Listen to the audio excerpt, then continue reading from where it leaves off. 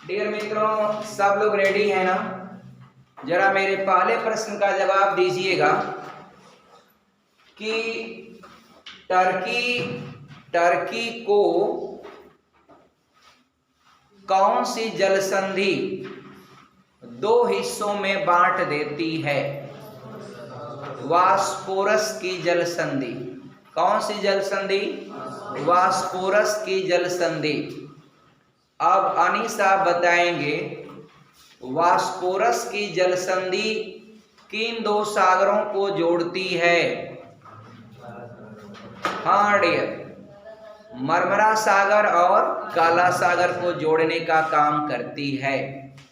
अब डियर मुझे अगला बताइएगा, वह पंडित आप सवाल का जवाब दीजिए कि जो 3% टर्की का है उसको क्या नाम देते हैं? 3% हिस्सा जो टर्की का है, जो यूरोप में आता है, उसको आप किस नाम से जानते हैं? थरेस के नाम से जानते हैं। आप बताइए शिप्रा सिंह, थरेस की राजधानी कहाँ है? इस्तांबुल। इस्तांबुल का प्राचीन नाम जो ऑटोमन साम्राज्य का राजधानी हुआ करता था, तो डियर उसका नाम क्या था? कुस्तुमतुनिया। कुस्तुमतुनिया जो ऑटोमन साम्राज्य की राजधानी थी, वह इस्तांबुल का क्या है? प्राचीन नाम है। Okay dear. और दुनिया का वह कौन सा देश जो अपने आप को ऑटोमन साम्राज्य का उत्तराधिकारी बनाता है? बताइए, दुनिया का कौन सा देश जो अपने आप को ऑटोमन साम्राज्य की राजधानी बताता है?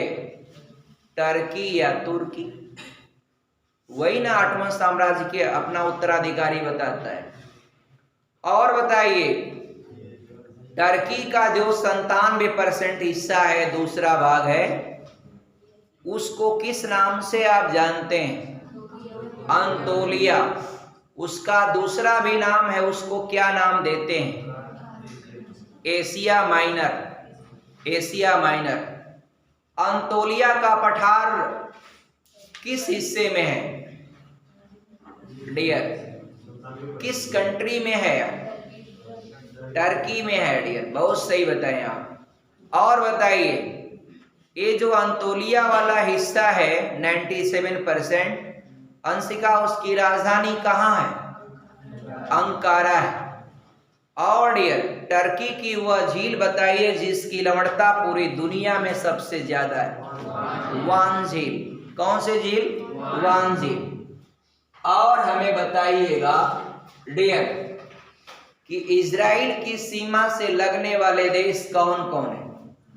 आराधना बताइए।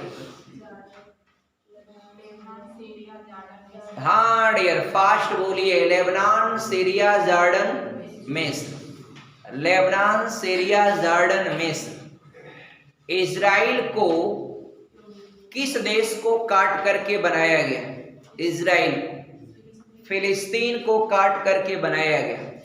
पहले डियर देखिए, जब पहली बार गठन किया गया, इजराइल को बनाया गया, स्थापित किया गया, तो 50% इजराइल और 50% फिलिस्तीन।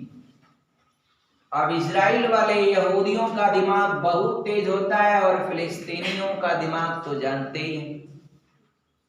और डियर ये बढ़ करके ये बार बार इससे लड़ते रहे, ये बार बार इससे लड़ते रहे डियर। और जब जब लड़े, ये इसका हिस्से को कब्जा करता गया। अब ये पहुंच गया 70% पर, और ये हो गए फिलिस्तीनी 30%। और डियर फिलिस्तीनी आपको पता है ना, दो हिस्सों में बढ़ गया। इजराइल का मैप जब बड़ा करेंगे बोल्ड, तो एक है गाजा पट्टी और एक इधर है फिलिस्तीनी। दो हिस्सों में बढ़ गया और मात्र 30% हिस्सा है। वहां की एक जो है ग्रुप है जो ज्यादा लड़ता है, उसका नाम है हमास। ये सब रॉकेट दागते हैं, आई उठता है तो इतना बमबारी करता है कि पूरा ताश नश हो जाते हैं। अब एक आता है फिलिस्तीनी, पहिलका वाला ठीक है। तो ये बोलता है इजराइल कि इतना जो लड़े हो आप, बार बार लड़े हैं सब उससे और हमेशा उसको परेशान किए, तो जब वो आप कब्जा कर लिया तब देगा? नहीं देगा। ये सब इसको जीरो करना चाह रहे थे कि 50% से जीरो हो जाए। पता चला अपने ही जीरो के चक्कर में पड़े हैं। अपने ही हो जाएंगे जीरो, एक आध बार और लड़ेंगे, 30% जो बचा है गाजा पट्टी चला जाएगा, गांजा भेजने आपका, खत्म कहानी आपका। आगे बढ़ेंगे मित्रों। अगला हमें बताइएगा, क्या जॉर्डन, बताइए आप डियर, क्या जॉर्डन की सीमा समुद्र से लगती है, और लगती है तो किस सागर से लगती है? लाल सागर से लगती है, और लगती है डियर यस कितना, 25 किमी के आसपास का हिस्सा है। उसको मैप में बड़ा करके देखिएगा तो एक ऐसे आपका पतली सी चीर की तरह जा करके टच हो गया, किससे? जॉर्डन से। और जॉर्डन में एक आपका झील है जिसको आप डेड सी के नाम से पुकारते हैं। क्यों? क्योंकि उसकी लवणता सबसे अधिक। मित्रों ये जो मिस्र है ना, मिस्र का जो स्वेज नहर है क्रॉस हुई है, वो आपका मिस्र को या इजिप्ट को दो हिस्सों में बांट देती। तो जो ऊपर वाला हिस्सा है ना, सिनाई वाला हिस्सा, ये ऊपर वाला जो हिस्सा है सिनाई का, ये आपका एशिया में आता है, और ये आपका मिस्र पूरा जो इजिप्ट है वो आपका अफ्रीका में आता है।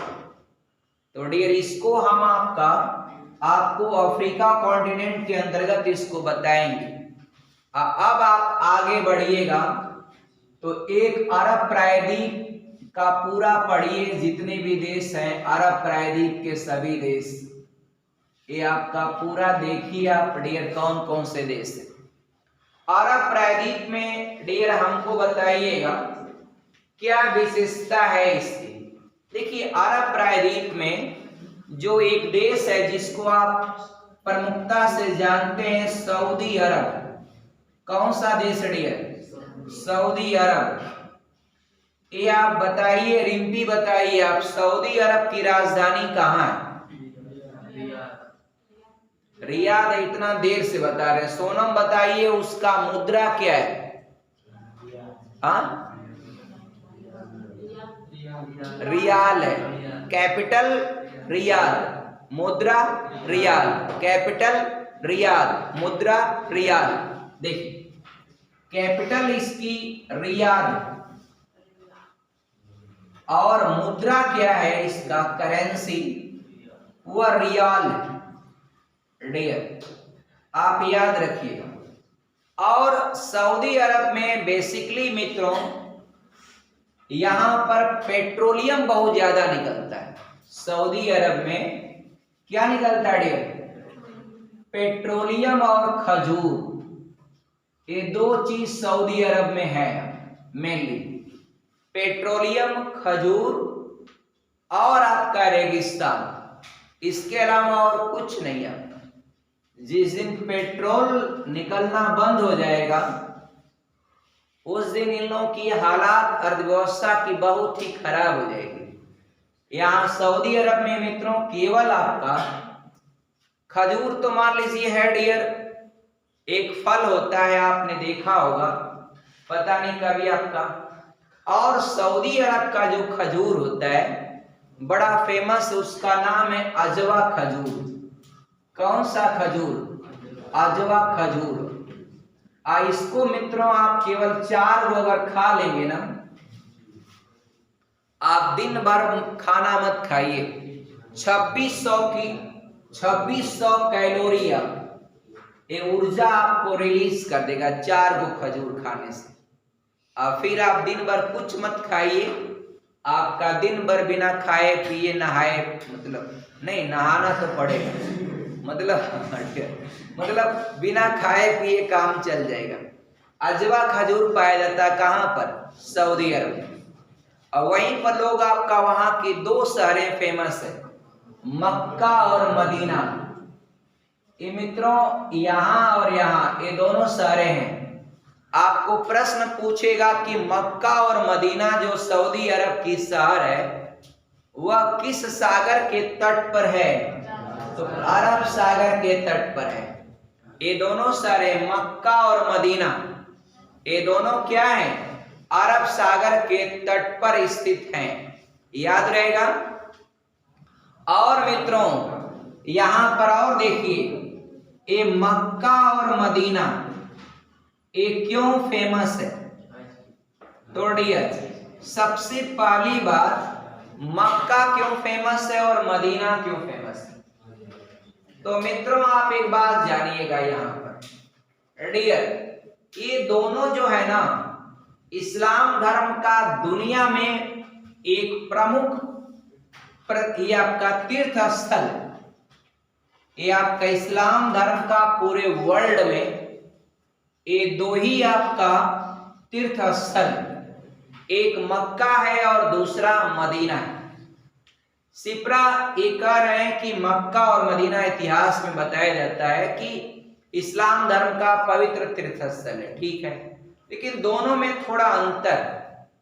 एक जगह लोग क्या करते हैं, एक आपका ऐसे बना हुआ रहता है पूरा गुंबज की तरह और उसके चारों ओर लोग आपका घूमते हैं ऐसे, मतलब उसके चारों ओर जो है लोग क्या करेंगे, घूमेंगे। तो चारों ओर जो घूमते हैं उसी को कहते हैं क्या, हज यात्रा। बीच में ऐसे बड़ा सा सारा सिस्टम उनके अपने धर्म के हिसाब से बना हुआ है, गोल चौकोर टाइप में बना हुआ है बीच में, और उसी के चारों, जैसे आप लोगों के यहाँ भी देखा होगा आपने अपने हिंदू धर्म में कोई अगर आपका यज्ञ होता है तो जो पंडाल बना होता है तो आप लोग जाते हैं तो परिक्रमा करते हैं ना, पंडाल के चारों ओर करते हैं ना डियर। वैसे ही यहाँ भी होता है, हज यात्रा में भी होता है। हज यात्रा मतलब ये नहीं कि यहाँ से जहाज पर गए वहाँ उतर गए, वहां से खाए पिए नहाए आपका यहाँ आ गए, ऐसा नहीं होता है। वहां जा करके जो इनका एक धार्मिक वो बना हुआ है बड़ा सा, उसके चारों ओर जो है लाखों हजारों की पब्लिक वह घूमती है और उसी को घूमने को ही कहते हैं ये आपका हज यात्रा। दोनों में डिफरेंस क्या है मैं आपको बताऊंगा। देखिए ये मक्का तो मान लीजिए वहां पर लोग हज यात्रा करते हैं, और जो मदीना है वहीं पर हजरत मोहम्मद का जो है वह क्या है, मजार। मजार जिसको बोलते हैं आप डियर, जहाँ दफन किया जाता है किसी व्यक्ति को, वह है कहाँ पर, हाँ डियर, हजरत मोहम्मद साहब का जो मजार है मित्रों वह आपका है मदीना में। तो जो भी हज यात्री जाता है वह दोनों जगहों पर जाना जरूरी होता है, मक्का भी जाएगा और मदीना भी जाएगा। दोनों सारे देखिए थोड़ा दूर दूर है, ये मक्का यहाँ है, मदीना यहाँ है। और मित्रों दुनिया के जो भी मुसलमान होंगे वह नमाज जो अदा करते हैं तो अपने सर को इसी दिशा में झुकाते हैं, पश्चिम में नहीं। क्लियर? वह डिपेंड करता है कि वह स्थान से मदीना की दिशा में या मक्का की दिशा में। तो मित्रों अब आप कहेंगे मान लीजिए मॉस्को में कोई आपका मुसलमान होगा तो पश्चिम क्यों थोड़ी करेगा, किधर करेगा? आप बताइए, दिशा का बहुत ज्ञान है आपको, ये आपका सीबी गौतम बताइए, कोई अगर मुसलमान आपका मॉस्को में है तो अपना सर नमाज के समय किधर झुकाएगा? दक्षिण में। आप बताइए संदीप्ता, अगर कोई मुस्लिम मान लीजिए पश्चिमी सहारा देश अफ्रीका में है तो अपना सर किधर झुकाएगा? पूरब में। तो यानी कुल मिला के मक्का मदीना की ओर ही उनको सर झुकाना होता है। इसलिए भारत में जो भी मस्जिद बनती है बच्ची, वहां जो नमाज अदा करने का जो सिस्टम बनाया जाता है वह पश्चिम की ओर ही बनाया जाता है, क्योंकि भारत से क्या है, ये आपका पश्चिम दिशा में है आपका मक्का मदीना।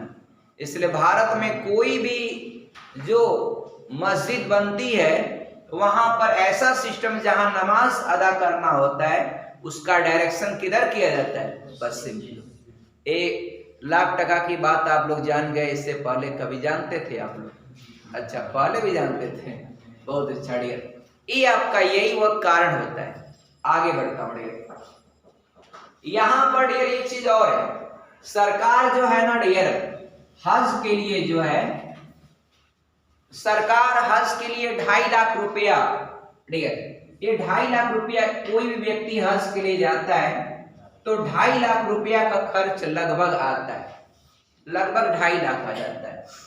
अब 2.5 लाख रुपए का खर्च आ जाएगा लगभग। अब आप सोचिए सरकार इस पर सब्सिडी देती है, कांग्रेस पार्टी की सरकार में भी आपका सब्सिडी चलती आ रही है, बीजेपी में भी आपका मिलती है। अब सब्सिडी में क्या होगा, मान लीजिए आपका 30,000 उनको मिल गया, 2,20,000 लगा, ठीक। अब इतना लाख लगा, लेकिन क्या करेगा, जो सब्सिडी वाले जाएंगे वह केवल आपका एयर इंडिया के विमान से जाएंगे, एयर इंडिया के विमान से।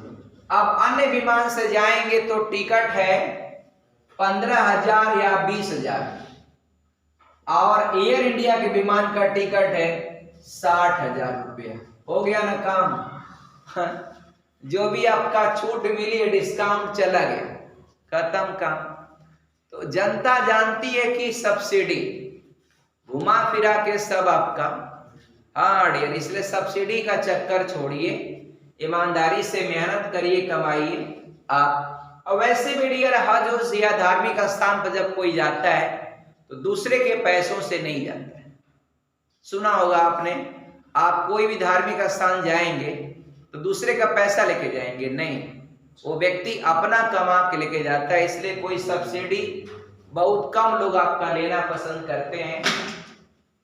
और डियर आगे जब हम बढ़ेंगे तो सऊदी अरब में डियर एक बात और जानिएगा, ज्यादातर पूरी एरिया रेगिस्तान, रेगिस्तान है, नदी तो कोई है ही नहीं। अब पूछेगा सऊदी अरब में कौन सी नदी बहती है, आप बताइए, कोई नदी नहीं बहती, no river present in Saudi Arab. Saudi Arab में कोई नदी नहीं है। अच्छा है तो सिर्फ रेगिस्तान, खजूर और आपका पेट्रोलियम पदार्थ, यानी वहां पेट्रोलियम का खूब उत्पादन होता है। और सऊदी अरब में ज्यादातर लोग जो है सुन्नी लोग रहते हैं, कड़ियर। और उसके नीचे एक देश देखेंगे, यमन। ये देश है आपका कौन सा, यमन। यमन की राजधानी है सना। यमन एक देश है नीचे, यमन, यमन की राजधानी है सना। सना आपका या सना आपका जो भी बोल देते हैं, इसकी कैपिटल है आपका यमन की कौन, सना। अब डियर रीजन क्या है, यहाँ पर देखिएगा, यहाँ की एक शहर है नीचे आपको देखने को मिलेगा, अदन, या नीचे देखिएगा एक शहर मिलेगा अदन। अदन मिला मित्रों। अब अदन के नीचे का जो खाड़ी है इसको अदन की खाड़ी कहा जाता है।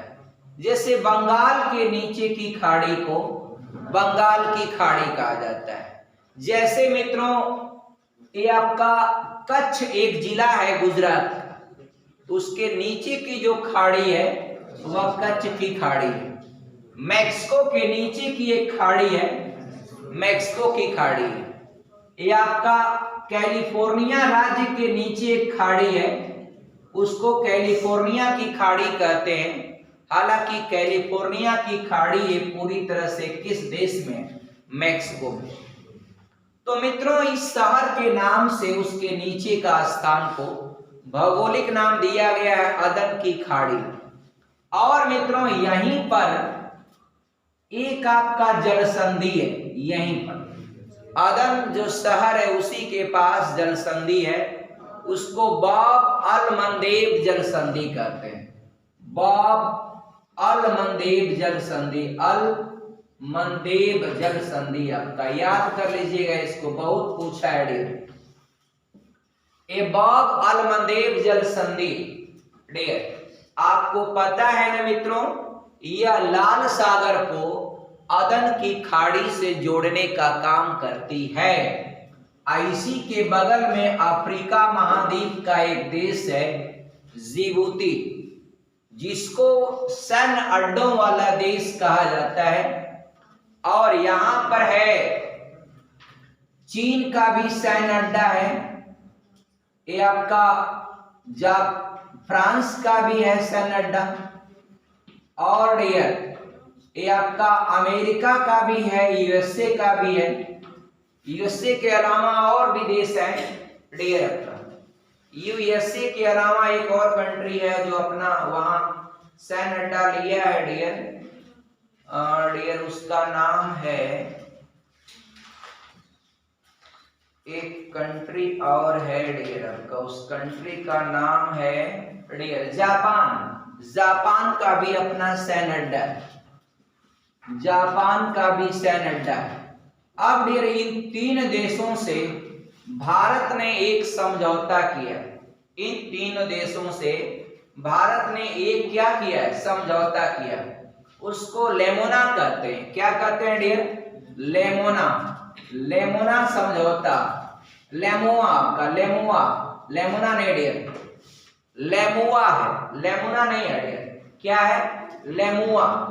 लेमुआ का फुल फॉर्म होगा dear logistic exchange memorandum of agreement, memorandum of agreement, logistic exchange, logistic exchange memorandum of agreement.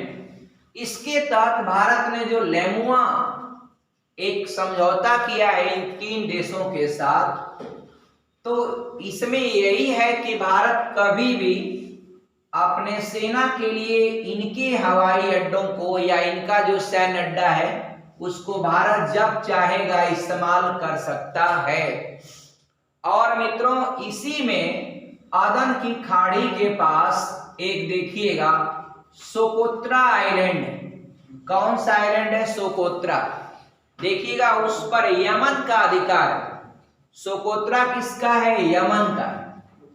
और डियर उम्मीद करते हैं डियर आने वाले दिनों में भारत के यशस्वी प्रधानमंत्री माननीय नरेंद्र मोदी जी एक कम से कम सोकोत्रा जो आइलैंड है इस पर यमन देने को तैयार है भारत को सैन्य अड्डा, और कम से कम उनको जरूर पहल करके इसको लेना चाहिए, क्योंकि ये आइलैंड अगर आप ले लेते हैं 5 किलोमीटर की एरिया ले लें, उसको किराया दे दें, बात खत्म। उसको किराए से मतलब है यमन को, और यहां से आसानी से जब चाहेंगे आपका, इस पर भी चाइना का अड्डा है तो चाइना हमेशा शरारत करता है, और इधर पाकिस्तान पर भी यहां से हमला किया जा सकता है इजिली, पाकिस्तान पर भी और इनके सैन्य अड्डों पर भी आसानी से व्यापार को रोकने के लिए, और कोई आपका इस तरह का कोई लड़ाई के दिनों में आपका उस देशों से मुकाबला करने में भारत को मदद मिल सकती है। इसके अलावा डियर एक और है, यहाँ पर एक शहर है, मैं बता रहा हूं इसका क्या नाम, ओमान में बताऊंगा। अभी एक शहर है यहाँ पर डियर, उस शहर में वो खुद ही ओमान आपका बोल रहा है भारत को देने को तैयार है एक अड्डा। अगर यहाँ पर भी भारत ले लेगा तो एकदम आसान है डियर, अगर बढ़िया से थूक भी देगा तो चला जाएगा कहाँ?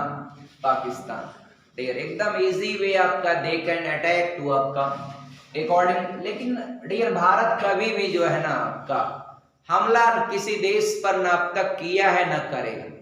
हाँ, भारत के ऊपर अगर कोई देश हमला करता है तो भारत उसको बढ़िया से जवाब देता है। इसका तीनों एग्जाम्पल पाकिस्तान के साथ मिलेगा। पाकिस्तान भारत के साथ जो जो लड़ाइयां लड़ा सब में पाकिस्तान की हार हुई। इसीलिए पाकिस्तान के साथ जब क्रिकेट मैच भी होता है आप लोग मान लीजिए वो आपका पक्का हारेगा। और डियर 1947 में जम्मू कश्मीर वाले में आपका वहां भी हार ही गया, रुक गया वो। तो हरि सिंह ने, चूंकि भारत में उस समय आपका उन्होंने विलय नहीं किया था, अगर पूरी तरह से विलय किए रहे होते तो वो भी 30% जो पीओके है वह पाकिस्तान के पास नहीं होता। और उसके बाद 1965 की जंग आप जानते ही हैं, पाकिस्तान बुरी तरह से हार गया। 71 में अपना बांग्लादेश खो दिया, जो पश्चिम पाकिस्तान, ये आपका पूर्वी पाकिस्तान था बांग्लादेश, उसको खो दिया। तब 1971 में एक नए राष्ट्र का उदय हुआ जिसको आप कहते हैं क्या, बांग्लादेश। और डियर जो बचा खोचा इज्जत था वह कारगिल में गवा दिया। कारगिल में खूब लड़ा आपका डियर, लेकिन आपका कुछ भी उसको हासिल नहीं हुआ, सब आपका डियर भाग गए, आपका भाग गए सब आपका। ऐसे भी बराबर छोटी मोटी लड़ाइयां तो और भी लड़ते हैं सब, लेकिन आपका फिर भी जो है उनकी एक्टिविटी जो है डियर। ये जो ओमान देश है डियर, ओमान के बारे में आप जानिएगा। ओमान के संदर्भ में, ओमान जो है यहां भी टोटली आपका पेट्रोलियम का उत्पादन होता है। ओमान में भी आपका एक यहां पर एक बंदरगाह है, दुक्का बंदरगाह डियर। कौन सा बंदरगाह? दुक्का बंदरगाह। ये ओमान का एक प्रमुख बंदरगाह है, दुक्का बंदरगाह। ये दुक्का बंदरगाह किसका है डियर? ओमान का है। किसका है डियर? ओमान का है। ये दुक्का बंदरगाह वह देने को तैयार है। इसी को मैं बोल रहा था, बहुत नजदीक हो जाएगा डियर, यहां से आसानी से इसको ट्रेवल करना, देखना। इधर से पाकिस्तान बनाया है, ग्वादर से चाइना ने बनाया है, ग्वादर से एक सड़क बनाया है, चाइना तक जा रहा है, जिसको सीपीईसी कहते हैं। क्या कहते हैं? सीपीईसी। सीपीईसी, इस सड़क का नाम क्या है? सीपीईसी। इसको कहते हैं चाइना पाकिस्तान इकोनॉमिक कॉरिडोर। ये बनाया है चाइना ने, और पाकिस्तान के अंदर ही बनाया है ज्यादातर, लेकिन आपका पाकिस्तान से ही कर्ज दिया पाकिस्तान को, और सारे अपने आदमी। और ये सड़क आपका मुख्यतः इस्तेमाल करेगा मेनली रूप से कौन? चाइना।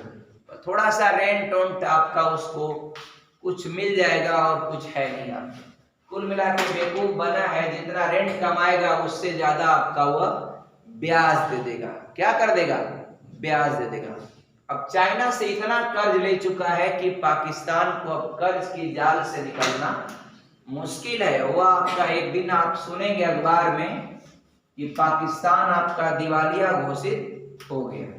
अपने एक्टिविटी से है परेशान, क्या करें। आगे बढ़ेंगे मित्रों। एक आपको मैप में जब ऊपर बढ़िएगा तो एक देश मिलेगा आपको, यूएई।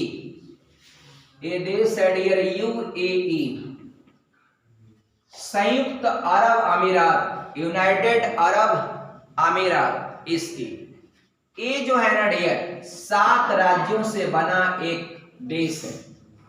7 राज्यों से बना एक देश है, बना एक देश है, कंट्री।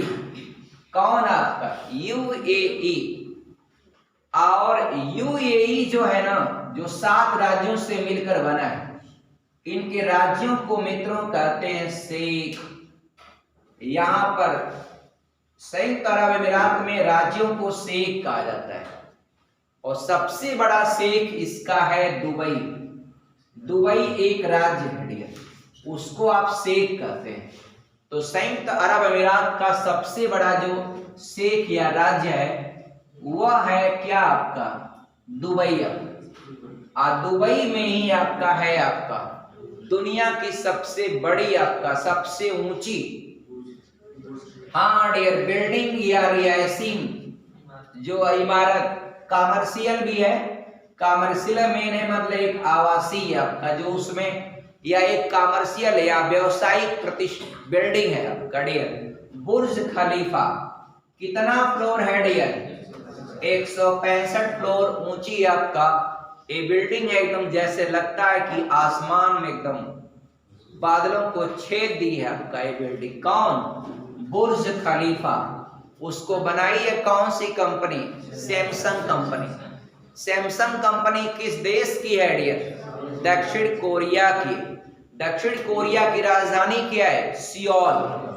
और दक्षिण कोरिया का सीमावर्ती स्थलीय देश कौन कौन है बताइए? कितने देश हैं? सिर्फ एक देश है आपका, क्योंकि आपको पता है मैप के स्टूडेंट हैं और सब और क्या है? समुंदर है, एक ही और उत्तर कोरिया है। अब बताइए, आप बताइए उत्तर कोरिया की स्थलीय सीमा किन किन देशों से लगती है? ऊपर चाइना, नीचे दक्षिण कोरिया, और क्या उसमें देखना पड़ेगा? देख लीजिए, ऊपर आपका चाइना और नीचे आपका दक्षिण कोरिया। एक कोरियाई आपका एक पेनिनसुला है, और पेनिनसुला या प्रायद्वीप स्थल का वह भाग जो तीन ओर से समुद्र से क्या हो घिरा। देखिए तीन ओर से घिरा है कि नहीं घिरा? घिरा है। उसी पर दो देश बटे, एक उत्तर कोरिया, एक दक्षिण कोरिया। उन दोनों के बीच 38वीं समानांतर रेखा जो पूरे विश्व में सबसे ज्यादा विवादित है। आगे बढ़ेंगे डियर। तो सऊदी अरब की मैं बात कर रहा था डियर आपका, ये तो डन हो गया। अब डियर सऊदी अरब को जानते हैं 21 शहर के आजाद होने के बाद सऊदी अरब का विकास सबसे ज्यादा हुआ। तो हांगकांग जब आपका स्वतंत्र हुआ तो सऊदी अरब का विकास सबसे ज्यादा हुआ। रीजन क्या था? हांगकांग। आपने देखा होगा ना डियर, हांगकांग डियर ये जब फ्री हुआ हांगकांग, तो डियर ज्यादातर लोग जो है, देखिए सारी कंपनियां भाग के चली आई, और दुनिया में ज्यादातर कंपनियों की ऑफिस कहां पर है? दुबई पर। दुबई ने कहा कि आप फैक्ट्री कहीं लगा लीजिए, फैक्ट्री कहीं भी लगाइए, लेकिन ऑफिस कहां खोलेंगे आप? दुबई में, क्योंकि यहां पर आसानी से सारे लोग दुनिया के पहुंच जाते हैं। हमारे यहाँ के हीरो या अभिनेत्री समझिए वो हर दिन शाम को चले जाते हैं, सुबह में आ जाते हैं। मोस्टली उनको दुबई का मतलब कि कुछ नहीं। अब शाम को पकड़े फ्लाइट, 3-4 घंटे लगता होगा, 3-4 घंटे लगता है डियर, 4 से 5 घंटे लगता है बस। 4-5 घंटे में पहुंच गए। तो फ्लाइट में भी जानते हैं, बिजनेस क्लास की फ्लाइट में जाते हैं, सारी सुविधाएं रहती हैं। गए वहां, अगले दिन वहां से सुबह आपका आ गए दुबई से। दुबई में बहुत सारा दुनिया की कंपनियों की ऑफिस है, लेकिन चाइना ने कहा कि हमारे यहाँ फैक्ट्री लगाइए, निर्माण इकाई हमारे यहाँ लगाइए, क्योंकि यहाँ पर लेबर जो है ना आपका एकदम सस्ते मिल जाते हैं, सस्ते भी मिलते हैं और लेबर वहां के काम भी करते हैं। क्योंकि उसने कह दिया है कि अगर कोई लेबर काम नहीं करता वर्कर, तो आप उसको तुरंत निकाल दीजिए और उसको सैलरी भी मत दीजिए। और जबकि भारत के लेबर का हाल चाल तो बताए ही हैं आपका डियर, ये हाल है यहाँ का। तो इसलिए चाइना में ज्यादातर कंपनियां आई और आपका चाइना की अर्थव्यवस्था को मजबूत, क्योंकि आपको पता है जीडीपी क्या होता है, इकोनॉमिक्स का एक वर्ड है और आप पढ़े भी होंगे।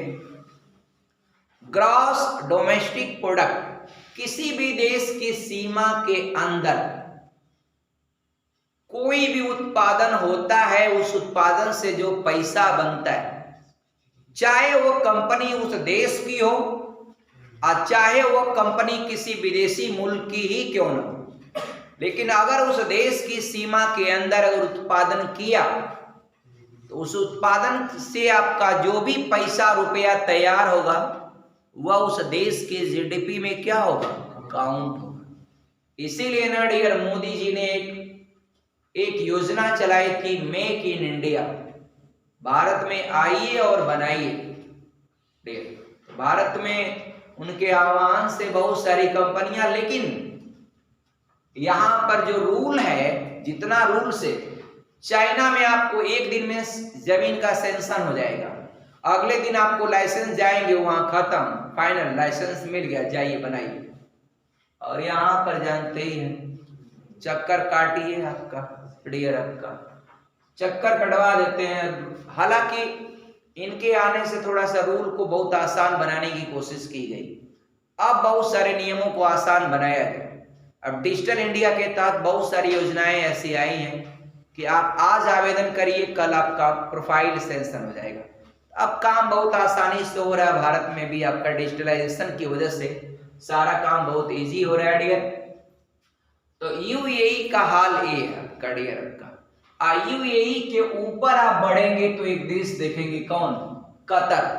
कतर देश आपका पेट्रोलियम का बहुत ज्यादा उत्पादन करता है। कतर किसका उत्पादन करता है? पेट्रोल। समझिए, पेट्रोल के इतने ज्यादा तेल कुएं हैं और इसकी राजधानी या कैपिटल है दोहा। कतर की राजधानी क्या है? दोहा। तो जीएस के क्लास में बस इतना ही। थैंक्स, जय हिंद।